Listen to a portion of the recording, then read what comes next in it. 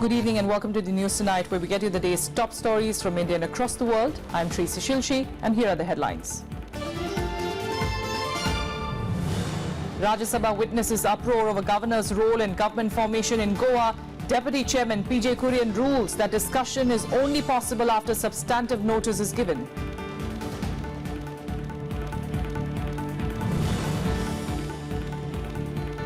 Trivendra Singh Rawat is elected as the BJP Legislative Party leader in Uttarakhand. The former state BJP chief will take oath as the Chief Minister tomorrow.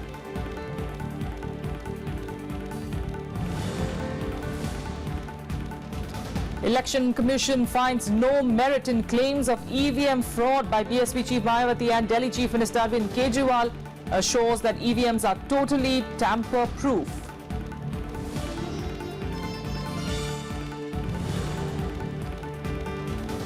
An airstrike killed at least 42 people in a village mosque in northern Syria. The human rights body says the raids were carried out by unidentified warplanes.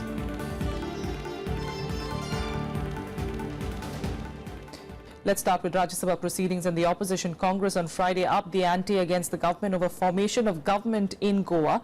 The Congress members alleged the breach of propriety in the state, a charge strongly refuted by the government. The Congress also forced a brief adjournment during 0 hour. Take a look. The government formation in Goa resonated again in the upper house on Friday. Congress leader Digvijay Singh tendered a notice under Rule 267 to take up the discussion on the Goa governor's conduct in inviting the BJP to form the government in the state. Leader of opposition Ghulam Nabi Azad and CPIM leader Sitaram Yechuri also sought to question the government on the issue. Under Rule 267, where I have requested that the proceedings of the listed business of the House should be suspended because a gross constitutional impropriety has been committed by the Governor of Goa. No, sir, I would like to put sir, I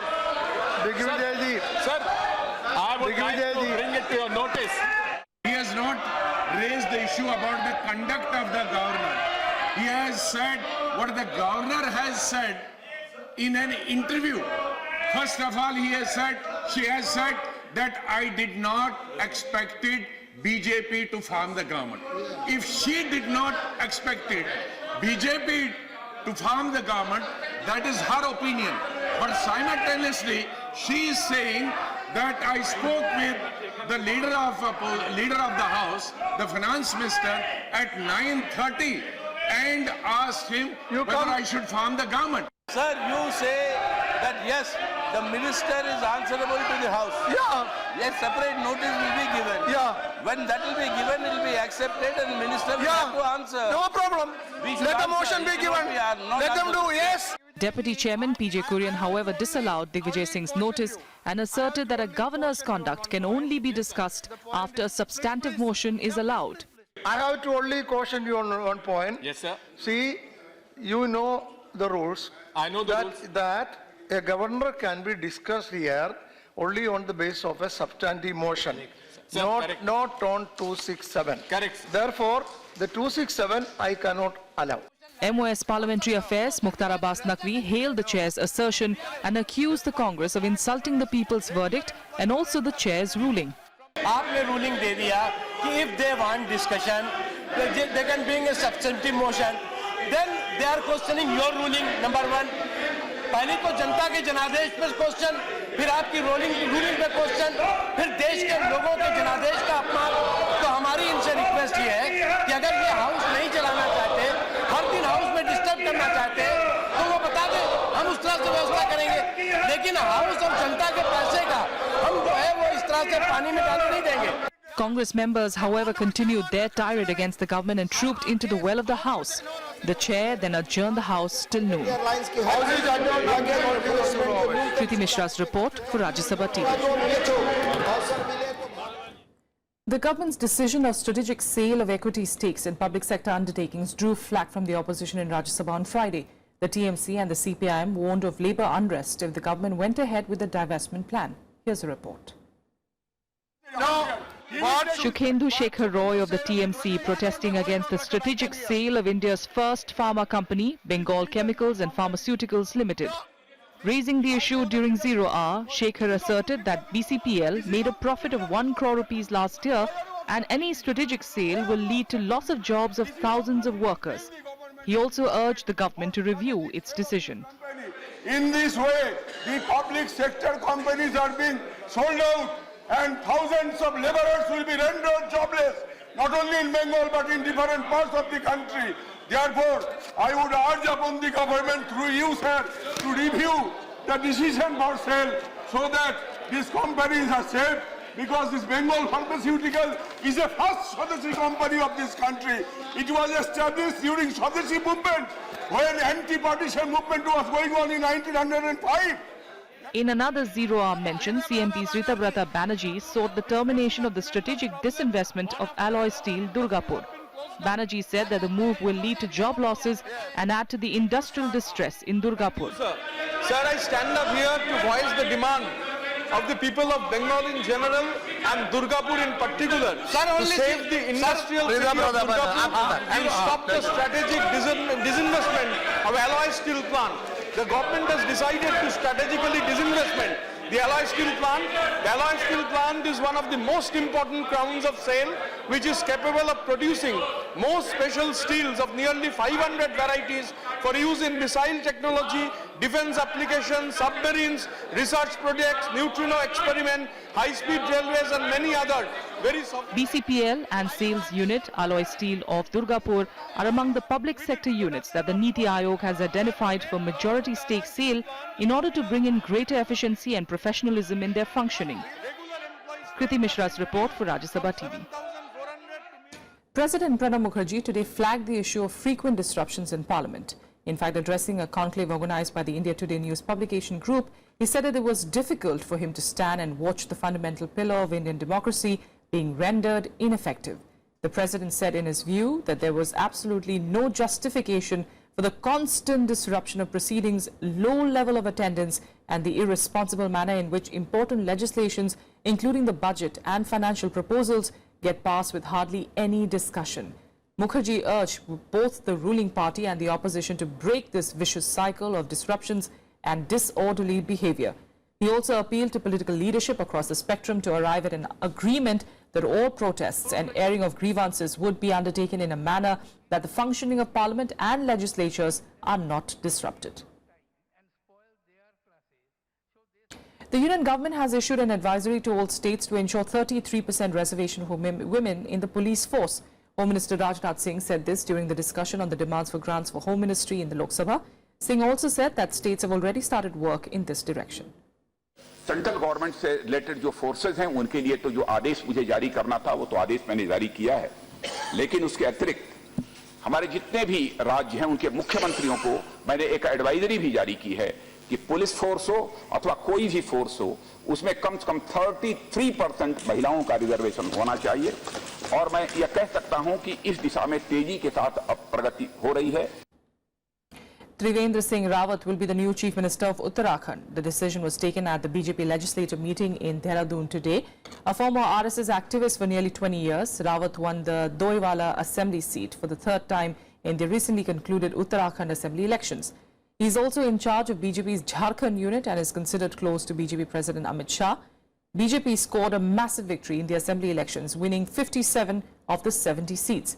The swearing-in ceremony will take place tomorrow in capital Dehradun. Meanwhile, the new BJP government in Uttar Pradesh is likely to be sworn in on Sunday. Party sources saying, in fact, today, and both the Prime Minister Narendra Modi and BJP President Amit Shah will attend the event at the Smriti Upvan in Lucknow. The party is expected to name the new Chief Minister after a meeting of the BJP's legislative party meet tomorrow, with senior party leaders Venkaiah Naidu and Bhupendra Yadav attending as central observers. The newly elected BJP MLAs in Uttar Pradesh will meet on Saturday to elect their legislature party leader. The meeting is expected to be attended by central observers Venkaiah Naidu and Bhupendra Yadav. The new Chief Minister along with his cabinet will take oath at a ceremony on Sunday at the Smriti Upvan, Lucknow. इतना काम जरूर करूंगा कि जो भी तय हो जाएगा उन सबको मैं परसों 5 बजे शपथ देने का काम करूंगा. According to media reports, senior BJP leader and Union Minister Manoj Sinha is the front-runner for the post of Chief Minister in the state, although Sinha, who represents the Ghazipur seat in the Lok Sabha, has denied knowledge of the developments so far. Speculation has also focused on Union Ministers Rajnath Singh, Smriti Irani, Mahesh Sharma and Kalraj Mishra for the Chief Minister's post. Other names include Lucknow Mayor Dinesh Sharma, National BJP spokesperson Shrikant Sharma, Gorakhpur MP Yogi Adityanath and State BJP Chief Keshav Prasad Maurya. CM आपको कल 4 बजे तक आपको बता दिया जाएगा विधायक दल की बैठक में कि सीएम कौन होगा। उसके पहले बताने से ये होगा कि विधायक दल की बैठक का महत्व खत्म हो जाता है। केंद्रीय नेतृत्व उत्तर प्रदेश के बारे में जो भी फैसला लेगा, सभी लोग उस फैसले के साथ में हैं। उत्तर प्रदेश में विकास और सुशासन की स्थापना अब लक्ष्य है। All 312 MLAs of the BJP have been told to be present in the state capital on Sunday. Along with allies, the BJP has 325 MLAs in a house of 403 representatives. Bureau Report, Rajya Sabha Television. Meanwhile, dismissing the claims of BSP Chief Mayawati and Delhi Chief Minister Arvind Kejriwal about the reliability of electronic voting machines, the Election Commission has assured that the EVMs are fully tamper-proof as ever. In a strongly worded statement, the Commission said that baseless, speculative and wild allegations are being made which deserve to be rejected. The poll panel said that it did not receive specific complaints or concrete material from political parties and candidates about alleged tampering of EVMs during recently held elections in the 5 states. It said that the BSP's representation on EVM tampering was without any specific allegation. The EC's rebuttal came a day after Mayawati said that she will move court against the alleged tampering of EVMs. Kejriwal too had alleged that EVMs may have been tampered in Punjab. Meanwhile, turning down Kejriwal's proposal for ballot voting in the MCD elections, which are to be held on the 22nd of April, Lieutenant Governor Anil Baijal has confirmed the use of EVMs. He also conveyed to the Delhi government that the rules will have to be amended for shunning the EVMs, and it was not possible to make the changes as little over a month is left for the polls. And here are some reactions that we got on this story. This is not the first time some parties are raising doubts about EVMs or speaking about tampering of EVMs. In the past also such doubts were raised. In future also such doubts can be raised.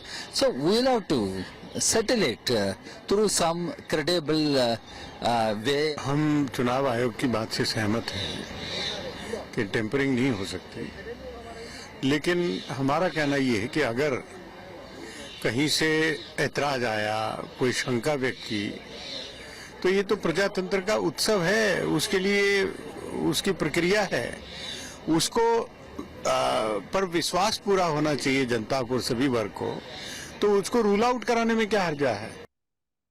The issue of conducting simultaneous polls for Lok Sabha and state assemblies has come to the fore yet again.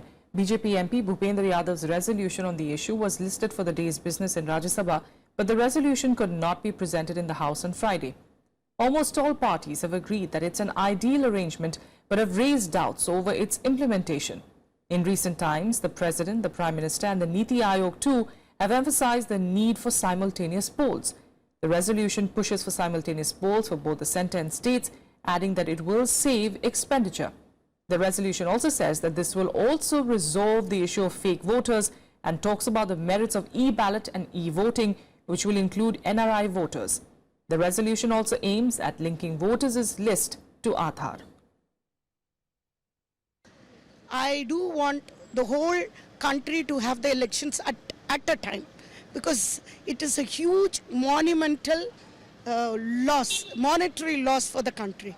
So if it is the simultaneously the Lok Sabha elections as well as the assembly elections, if it is conducted together, it will be a great, it will be a good move that the country moves forward. ये नारा लगाना बड़ा अच्छा होता है कि देश में एक बार चुनाव होना चाहिए, विधानसभा का, लोकसभा को, देश को में एक बार लोगों को देश चलाने का जो है मैंडेट मिलना चाहिए। ये सब बातें नारों की होते हैं, व्यवहारिकता नीचे है। चल रहे हैं नारे, आजकल नारों से सरकारें बन रही हैं, तो इसके माने ठीक है। तो ये व्यवहारिक नहीं है। इनका दरअसल ये डेमोक्रेसी को कमजोर करना चाहते हैं। ये 2 पार्टी सिस्टम अमेरिका के नक्शे कदम पर चलने वाली मंशा इसके पीछे लगती है। We think it is not feasible to hold simultaneous elections because India is a country where you have diverse political situations in states as well as at national level, and you cannot impose one election, simultaneous election on the country or on the people. It is simultaneous election संभव नहीं है parliamentary system में, क्योंकि parliamentary system में जो सरकार है वो हाउस को आंसरेबल होती है और जिस दिन वो बहुमत खो जाए उसी दिन रिज़ाइन करना पड़ता है। तो साइमल्टेनियस इलेक्शन से तो जो अकाउंटेबिलिटी है पार्लियामेंट्री सिस्टम ऑफ गवर्नेंस की वो समाप्त हो जाएगी। With a quick break here, we'll be back with international news in a bit. Stay with us.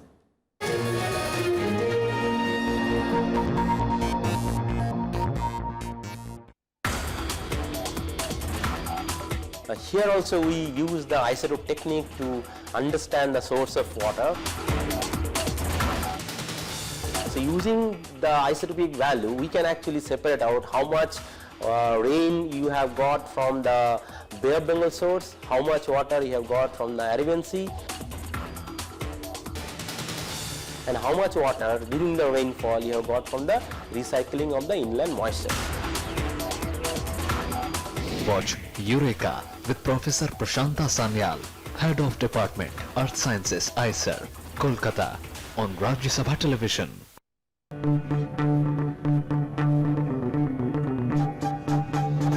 Art arisen from a multi-hued cultural canvas.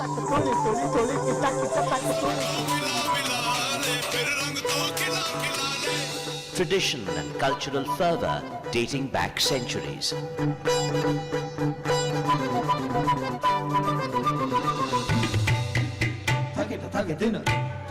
And encircling them all, there's a magic that awes. Embrace your nation's brilliant human warmth.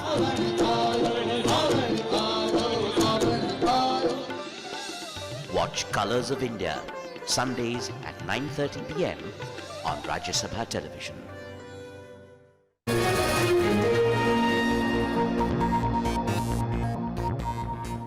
Welcome back. Let's continue getting you some more news. And India has taken up the issue of 2 Indian clerics who reportedly went missing from Karachi with the Pakistani government.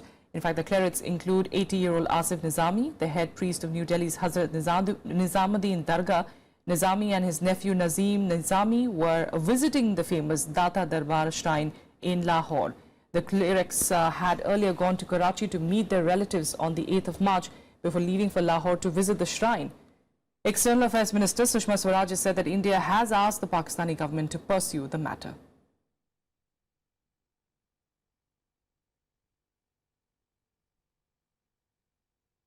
देखिए, सरकार की तरफ से जहाँ तक ये संबंधित मंत्रालय हैं वो पूरा अपनी तरफ से काम कर रहे हैं और सरकार इस तरह के काम में ये चीज़ें जो हैं डाइवर्ज नहीं होती है, लेकिन सरकार अपना मुस्तैदी से पूरा का पूरा इसमें कार्रवाई कर रही है। And here are more national news updates in Nationwide.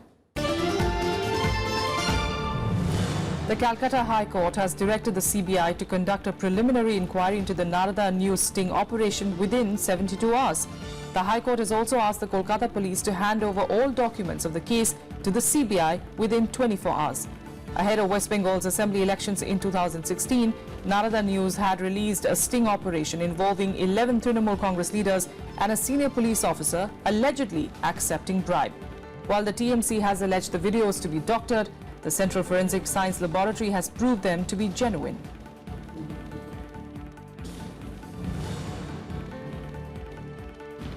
Calcutta High Court Judge Justice C.S. Karnan has rejected a bailable warrant against him, which was served by the Supreme Court. The warrant was issued earlier this month and was handed to him today by senior police officers at his residence. However, rejecting the warrant, Justice Karnan said that he was being embarrassed by the top court. He is facing arrest in a contempt of court case.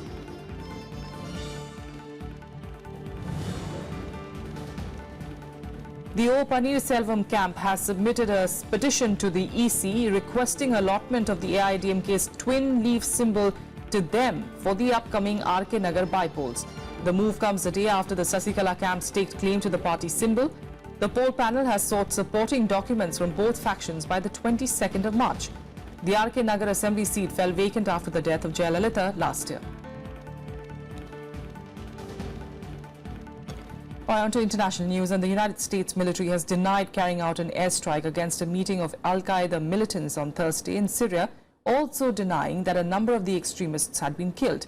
The statement came as reports came out that a mosque had been bombed and that scores of innocent civilians had been killed and wounded.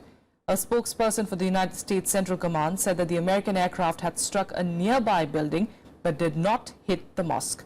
The Syrian Observatory for Human Rights said that the airstrike took place in Al-Jinnah, a village between the cities of Idlib and Aleppo. It said that 42 people had been killed, most of them civilians, and described the attack as a massacre.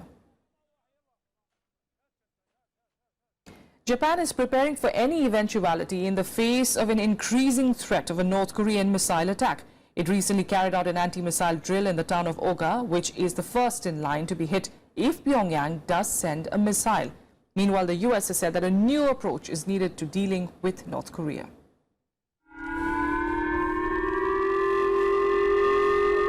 A siren sounding over the fishing town of Kitaura in Oga City, about 500 kilometers north of Tokyo. This is the nation's first civilian evacuation drill simulating a North Korean missile landing some 20 kilometers offshore into the Sea of Japan. A little over a week ago, North Korea had actually fired 4 ballistic missiles into the same waters, dropping one of them about 200 to 250 kilometers west of Oga. The largely rural Oga city has been Japan's front line against North Korea's missile threats since 1993, when Pyongyang began testing its 1,300-kilometer range Rodong missiles developed from Scud missiles with Soviet technology. 政府としては弾道ミサイルの発射情報が伝達された場合の対処について国民の皆さんの理解を進める必要があるというふうに考えておりまして、今回の訓練というのはそういう意味で極めて重要だというふうに思います。いろんな事態が考えられますし、その隣国の行動も予測できないと思いますので、いろんな場合に備えて、備えをしっかりするということが必要なんだろうというふうに思います。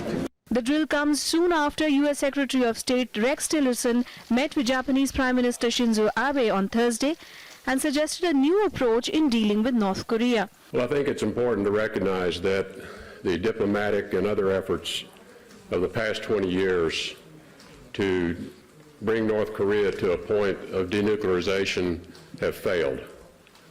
So we have 20 years of failed approach. America's proposal found resonance with China, which said it was open to proposals in dealing with Pyongyang.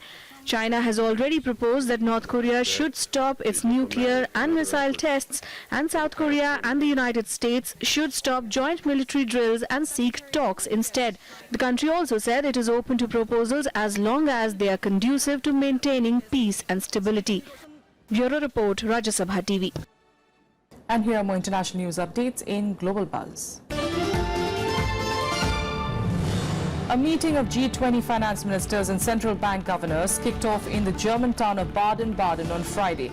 The first session of the two-day meeting was opened by the German finance minister, who said that the protectionist stance of the new US administration could complicate the talks and force policymakers to leave out the disputed trade issue.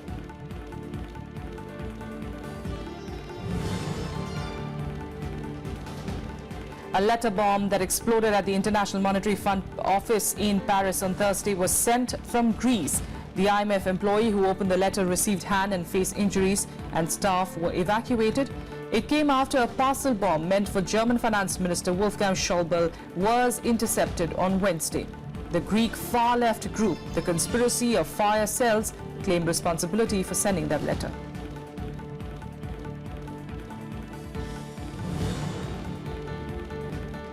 US President Donald Trump's new $1.15 trillion budget is expected to reshape America's government, ordering generous increases for the military and slashing domestic programs. Trump's initial budget proposal submitted to the Congress on Thursday would boost defense spending by $54 billion the largest increase since Ronald Reagan's military buildup of the 1980s. Pakistan has urged social media giant Facebook and other media platforms to help in combating blasphemy while vowing to lead the fight against it. The move comes after Prime Minister Nawaz Sharif earlier this week ordered authorities to take immediate action against blasphemous content on social media and remove sacrilegious contents and punish the perpetrators days after a High Court order.